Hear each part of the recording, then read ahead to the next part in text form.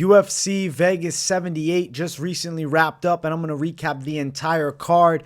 I'll start from the first fight of the night and work my way up to the main event of the evening. So make sure you guys smash that like button, and if you're new to the channel, subscribe. Let's get it started with the first fight of the night. It was Luana Santos versus Juliana Miller. In this fight here, Luana Santos kind of just outpaced and brawled Juliana Miller. It was not a super technical matchup. Both these girls are just kind of throwing bombs at each other. Santos looked maybe a bit more technical with the straights, and then Miller kind of throwing these loopy hooks. She looked gassed in the first round. She got TKO'd standing up with shots. She was getting hit with a lot and seemed to be fatiguing. I wasn't impressed necessarily by either significantly here. I know Santos still young at 23, but then you look at like Lucindo, who's only 21, winning on the main card and looking so impressive. We'll get to that fight. You know, it drops the hype of this performance here. I thought that Miller looked worse than I've seen her, so I don't know what's going on in the camp. Was there an injury? What is her training regimen like at this point? Was there maybe an injury that limited how hard she was able to go? Because seeing her gas that easily was quite interesting. Now, she couldn't take Santos down, really. She didn't have a grappling edge here, so she got caught up in striking. Early, she looked okay. But I guess, early is the whole first round. So really in the first, several moments, she looked okay. But then Santos starts finding shots. Miller's just winging wild. And we get a standing TKO. Not, crazy performance. Nothing to jump up and down about for Santos just yet. She seems a bit raw to me striking. But she does have a good double leg, I guess, against certain girls. But I just don't think this was the best from Miller. I also think Santos is solid enough. I'm just not sold. I'm not going to tell you guys I think that Santos is the next Brazilian prospect. That's just not what I see. I thought Miller was better than this performance, man. It was a real letdown as somebody that watched Miller through tough. So Santos started the card off with a W for her. Congrats. Next fight was Blachshear versus Jose Johnson. Blachshear was able to out-grapple him. Early in the fight, first few moments, Johnson actually touched him with a couple shots. But then Blachshear was on those takedowns like a fucking menace. And when he gets fights to the ground, he shines. Blachshear is a dangerous guy on the mat. To set up the finishing submission, the twister, it was 3 minutes and 47 seconds. Early in the fight, they were still fairly dry on the ground. Blachshear is coming into his own. I do think Johnson's still UFC caliber, and I really hope they keep him around because he's had so many fights as an amateur and pro. And if you think about it, he jumped in and did the UFC a major favor taking this fight on super short notice against Blachshear, who against Luan Lacerda really was showing his dominance on the floor. So clean win for Blachshear. And I think we got to keep our eyes on him at 29, man. He can bully some people on the floor and win him by a twister. 50,000 guaranteed. 50,000 guaranteed. Next fight was Jaqueline Amorim versus Montserrat Ruiz. What really impressed me in this fight is that Amorim was the one to land the takedowns and get on top of Ruiz early. It was a 10-8 first round, 10-8 second round, and then the third round, obviously Amorim finished. But you remember in the third round, Amorim was on her back for a good chunk of it up until she got the reversal and ultimately finished off Montserrat Ruiz. So she made sure to put a stamp on this win. Could she have just laid on her back and won a decision? Absolutely. But as a prospect, a win like this, very good for the run. 7-1 in the loss to Sam Hughes, she fatigued. Her gas tank looked better here. Granted, it was pretty much one-way traffic throughout the whole thing. She bullied Montserrat Ruiz in this fight. On the ground, she was levels better. Her jiu-jitsu is 100% legit, and it does also offer strong takedowns, control on top, and great reversals. Her sweep game is next level. So Amorim, amazing performance there. Next fight, the heavyweights went after it. It was Martin Buday versus Josh Parisian. And I got to tell you guys, Buday showed me that he's evolving. He's getting better at 31. The way he put it on Parisian, bullying with pressure, and then getting the fucking Kimura near the cage was epic to me. But he was hurting Parisian on the feet. And Parisian, historically has a decent chin, but he was outgunned in the technical skills, had no shot in getting the fight to the floor. And then Buday looked way stronger on the ground and subbed him. I don't know. Buday 13-1. He's got the record of a heavyweight contender in the making. It's a breakout performance, but I still think he'll struggle towards the upper echelon of the weight class. but I'm all in for it. I'd like to see Buday get a bigger fight. He's unbeaten in the UFC, regardless of the Dreshki fight where, a lot of people felt like he lost. This here was a real dominant win, and he put it on Josh Parisian in the first round. So I think this is a fight that earns him some stake in somebody higher ranked. Next fight was the breakout performance for Isaac Dulgarian. He destroyed Francis Marshall. Listen, I was on Dulgarian as a dog here, and I had mentioned I think this guy's legit. And damn was he legit. Took Marshall to the ground and beat the shit out of him from top. I got to tell you, a guy that hasn't gone outside of the first round, we start worrying about the gas tanks and all, and then, Marshall's got more experience. He only needed a round. It was his longest fight ever, going into nearly the 5-minute mark, but a clean beatdown. Dulgarian's so strong on top, and I love that he looks for finishes. It was such a good win. I was very proud to see Dulgarian get the W, the badass nickname, the Midwest Chopper, and I was happy to be right on that damn pick, man. Dulgarian with a 10 out of 10 UFC debut performance. That might deserve $50K. Terrance McKinney made easy work of Mike Breeden. There's not much to say about this besides McKinney did exactly what he was supposed to do. Breeden was outgunned. A minute 25-second knockout. I had mentioned throughout the whole week there had been 2 sub-minute-and-a-half knockout losses for Breeden. And I thought McKinney would come out fast. He did. He found a lot of shots, and Breeden was mostly just covering up and seemed to offer no counter-striking, and he was getting ripped apart. The body is really what set everything up and got the finish for McKinney. It was a good W. And I feel like he's an interesting guy at 155. He'll struggle towards the more technical skilled guys at the higher end, but he's going to blitz guys that are at the lower end. So McKinney's going to have a lot of fun fights in store coming up in, maybe the end of the year. He said he'll fight in a month. I don't know if he will get that fight in a month, but shit, I'm in for it. Give McKinney another fight maybe by 295. Maybe you do it in November. You bring him back. Another fun matchup. He's always a great guy to have on cards because you're going to get entertaining bouts. You're going to get a guy that goes for the kill. It's going to end in a finish. And it was sick, man. So I was happy for Terrance McKinney to get some, wrongs written right. It wasn't necessarily showing anything new. We knew he was good at stopping fights early. But at the end of the day, beating guys he should. Snaps the losing streak. Short notice. I'm happy for it. Marcus McGhee destroyed JP Bays by knockout in the first round. JP Bays cannot take a shot from heavy-handed fighters. Holy shit. McGhee dropped him with the straight as Bays was coming in, and he fell flat on his face. McGhee just had to walk off, and then Bays is trying to grab on his leg and wobbling all over the place. Marcus McGhee is legit, man. His hand speed's nasty. He's got great straights, and I think he's a dangerous guy at 135, and his mentality's awesome too. Seems like a type of guy that, puts in the hard-ass work and doesn't really overthink the results, dude.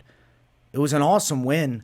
My concern is he's 33 and he's a prospect at 8-1 in a weight class where, 33 is not necessarily old, right? But in the later stage of your prime, let's say.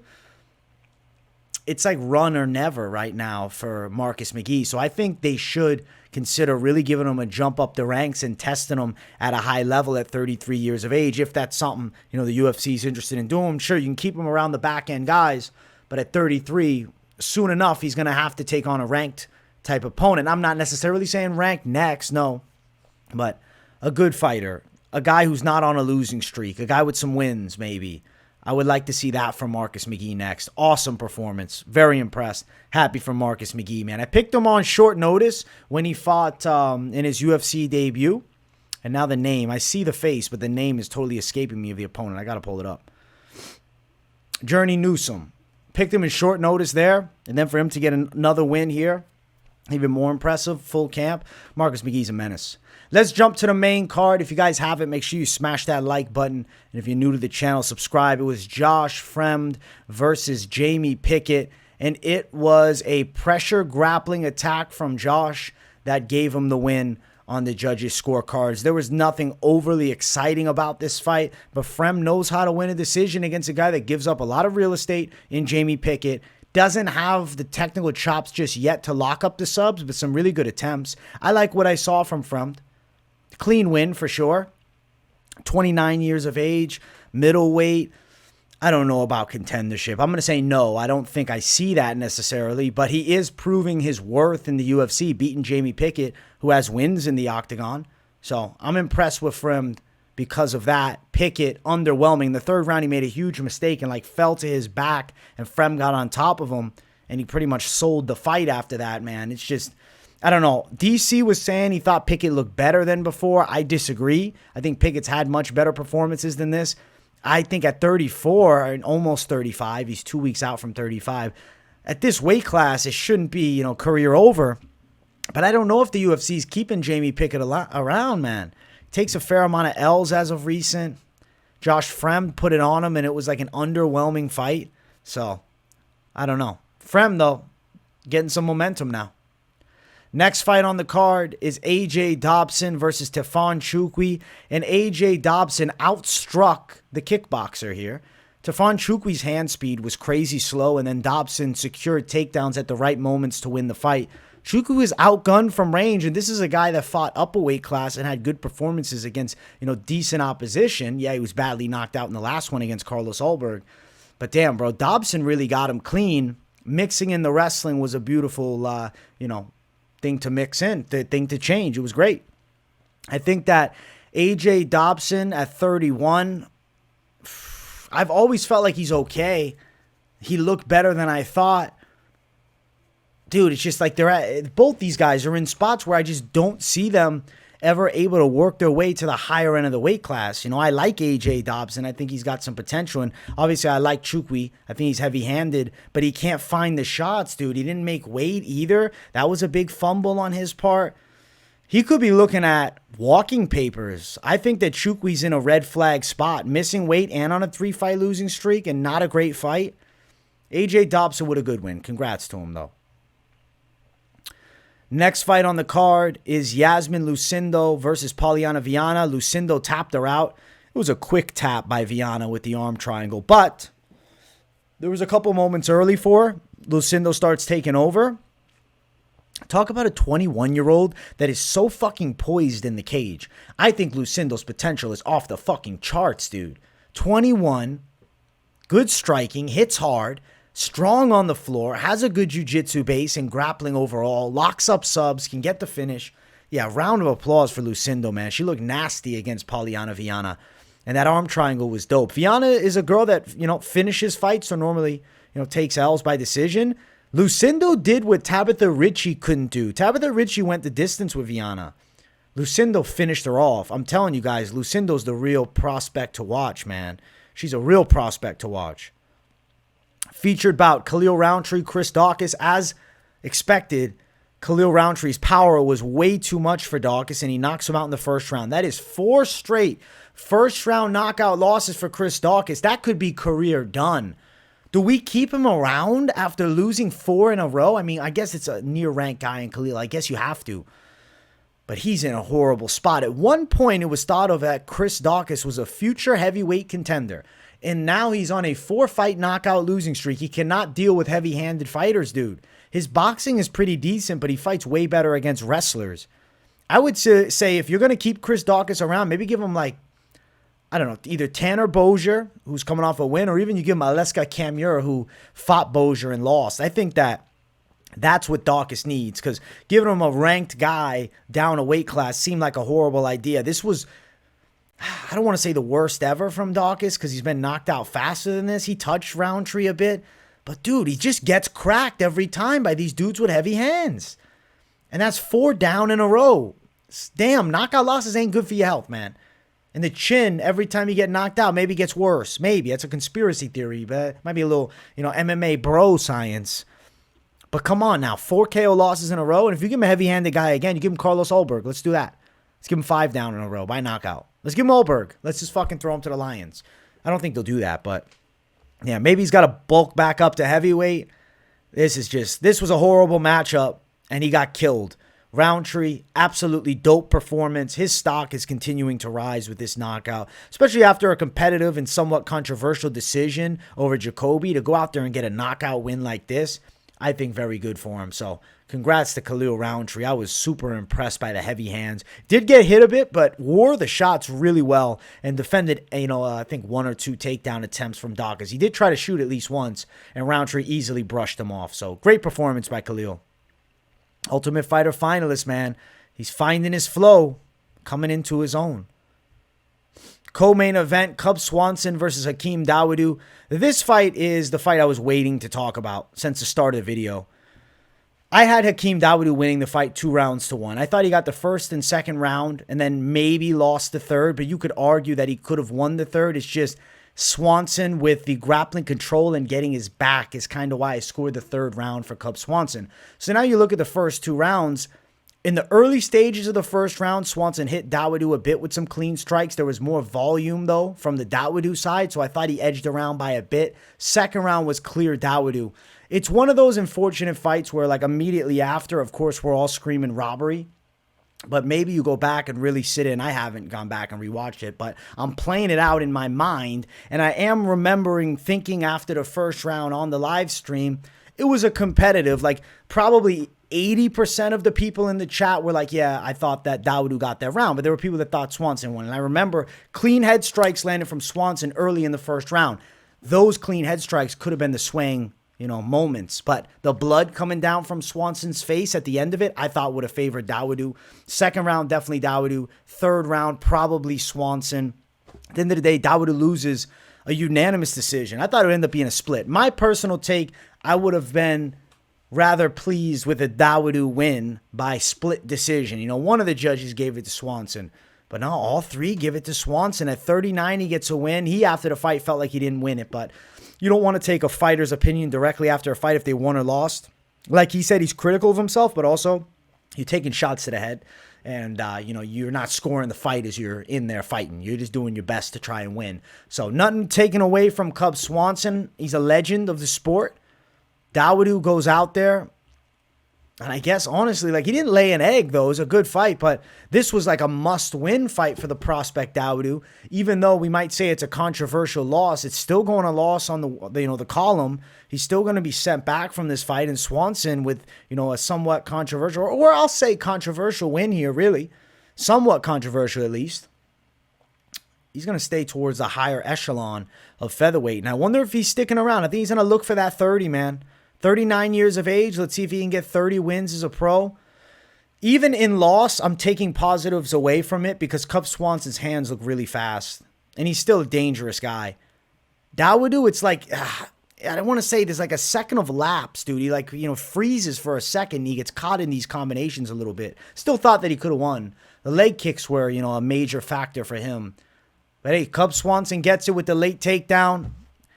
I can't call it a robbery really sitting down and thinking about it after, but I'm going to say controversial decision, and my scorecard had Hakeem Dawodu winning. So for me, I thought Dawodu did enough to get a W, but Cub Swanson got his hand raised at the end. Let's jump to the main event. Vicente Luque versus Rafael dos Anjos. Listen, Luque overcame a brain bleed and a brutal knockout loss in his last fight to beat Rafael dos Anjos by a hard-fought decision where he showed some wrinkles in his takedowns and grappling. He was the bigger guy and visibly stronger in the later rounds than a Rafael dos Anjos. Dos Anjos normally is a great gas tank, but getting worn on against the cage by the bigger guy will definitely fatigue you a bit. Okay strikes by Luque, definitely some decent punch combos. Dos Anjos with a couple nasty body kicks. Luque's got some nasty speed on his high kicks too, but didn't find anything super clean. Luque's fought smart. I mean, he'd get Dos Anjos near the cage. He'd control him there. He'd look for trips. I think he got, let's say 8 takedowns. Don't quote me exactly on it. I believe 8 takedowns to Dos Anjos, 2 or 3 takedowns. I think 3 for Dos Anjos, but like way more control from Luque, specifically cage control, and some moments on the ground too. He landed more strikes. He definitely deserved the win. 49-46 on my scorecard. And he beats Rafael dos Anjos. He did finish the fight on his back, so I guess that's a positive to take away from RDA. RDA shouldn't retire after this, but he said it himself. He performs worse at 170, and he's a real 55er, so maybe he cuts back down to 55 next time out. I believe he's still ranked there. For Luque, he said something in the post-fight interview I found very interesting. I was scared to get hit early. But then as soon as he started getting touched, like, I'm okay here. I don't want to get hit again, but I'm okay. And that's very good because you could see a slight hesitancy in his striking early because I thought Dos Anjos outstruck him in the first round. I gave RDA the first, and then I gave the preceding 4 rounds to Vicente Luque. Yeah, Luque with the W. He's a ranked guy, and he's in the upper echelon of the UFC welterweight rankings. I guess I should probably pull up the rankings on my phone here. I'm going to pull up the official UFC rankings, and I'll see if I can, Mystic Mac call a potential opponent for him. All right, Luque. Am I crazy? But Kevin Holland Luque intrigues me. I know he's coming off the brain bleed. Maybe he doesn't want it, but damn, you know what?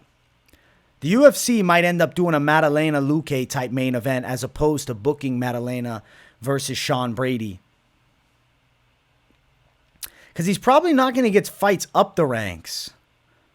Shavkat, does Luque take the fight against Shavkat? I doubt it. I don't think he would. And honestly, it wouldn't make sense because Jeff Neal lost to Shavkat and he beat up Luque.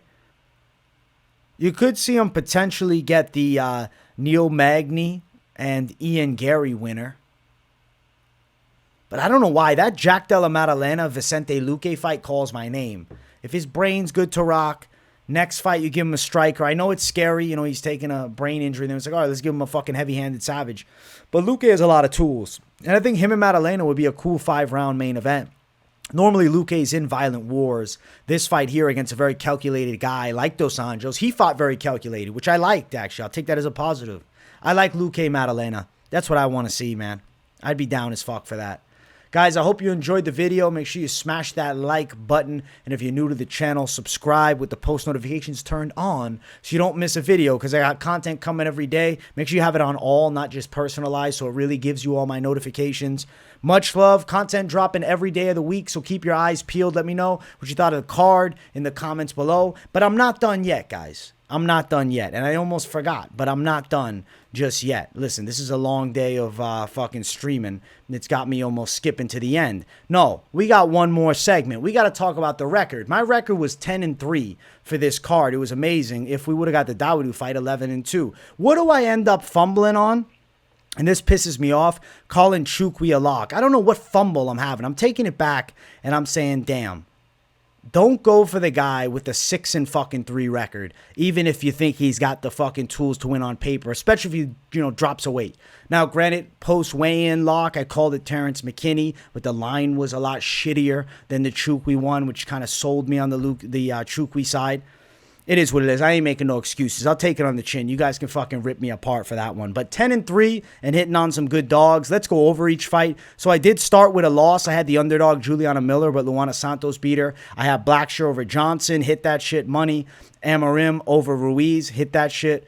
Buday over Parisian, hit that shit, which is good. My pick roll was nice, man. I went on a nice tear. Dulgarian versus Marshall, underdog, ends up hitting, first round finish. McKinney over Breeden, picked that, first round finish. McGhee over Bays, called that. Fremd over Pickett, called that. Lost with Nchukwi, of course. And then Lucindo had her over Viana, badass performance. Had Rountree over Daukaus, called it. Had Dawodu by decision over Swanson. I thought he deserved that, so almost called it. And then had Luque by decision over Dos Anjos. So that was a perfect prediction, the main event, actually. Some pretty good calls on method of victories here, like the Khalil fight as well. Yeah, I'm pretty happy with that, dude. McKinney getting it done early, a knockout. Yeah. I mean, aside from the Nchukwi fight, 10-3 is pretty fuego. Some good underdogs came through. Dulgarian especially. Luque at the top. I'm happy with how it went. I just got to dial in on this lock section and not go against my fucking initial instinct. I'm like, oh, I'll go Khalil. Oh, he's minus 210. Go against him. Go dog. Go this one. And then I fucking go towards a slight favorite. I want to be safer. It is what it is, guys. I'll take my fucking shots on the chin. I hope you guys did well. If you're betting, I hope you guys just enjoyed the action overall. ESPN Plus had this horrible glitch and shut down for the majority of the card. I had to watch the fight on regular ESPN, which I never do. Thankfully, I got cable, and I was able to get it on my TV next to me. But if I didn't, I would have been fucked. So, ESPN Plus, get your shit together. People, I hope you enjoyed the video. Smash the likes, and if you're new, subscribe. Let me know in the comments, as I said before, and drop a W in those comments if you got nothing to say. But you just enjoy the content, as always. Full card predictions, drop it tomorrow, so keep your eyes peeled for them. Much love. Peace, everybody. Good night.